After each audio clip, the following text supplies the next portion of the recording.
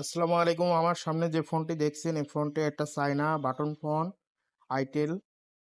তো এটা সমস্যা আছে ওয়াটার ড্যামেজের কারণে পাওয়ার সাপ্লাই লাগাইলে রিডিং ওঠে পাঁচ পাঁচ পর্যন্ত রিডিং উঠে স্টক হয়ে যায়, মানে পাঁচের উপরেও যায় না নিচেও থাকে না। তো ফোনটা রান হয় না। তো এক্ষেত্রে ফোনটা একটা দোকানে দেখাইছিল, দেখানোর পরে সে দোকানদার ভাই টিন উঠাই আইসিতে হিট দিছে, হিট দিয়ে ওয়াশ টাশ করে দেখছে কিন্তু কাজ হয় নাই। যখন ওয়াটার ড্যামেজ তখন আমি পরে ডাইরেক্টলি দেখলাম পাঁচ পর্যন্ত স্টক।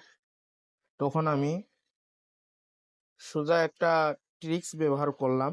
এর আগেও আমি অনেক ফোন এরকম করছি, যে এই ফোনগুলো 6531 আইসি দিয়ে, মানে কি বানানো আর কি। তো এই ফোনগুলো পাঁচ পর্যন্ত রিডিং উঠে স্টক হয়ে গেলে তখন যে ট্রিক্সটা আমি ব্যবহার করি সেটা হলো ভি ব্যাটারির লাইন থেকে আপনার এন বুথ এন বুথ আর ভি ব্যাটারি একটা, মানে জাম্পার, এই সন্না দিয়ে ধরে এভাবে জাম্পার করে পাওয়ার বাটনে প্রেস করে ধরে রাখলে ফোনটা ওপেন হবে।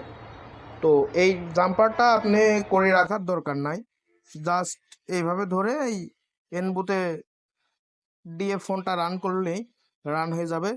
পরবর্তীতে এই ধরনের সমস্যা আর হবে না। ধন্যবাদ ভিডিওটি দেখার জন্য। যাদের উপকারে আসবে বা ভালো লাগবে তারা ভিডিওতে একটা লাইক দিয়েন, আর ইউটিউবে হলে একটা সাবস্ক্রাইব করে দিয়েন। ধন্যবাদ সবাইকে। আল্লাহ হাফেজ।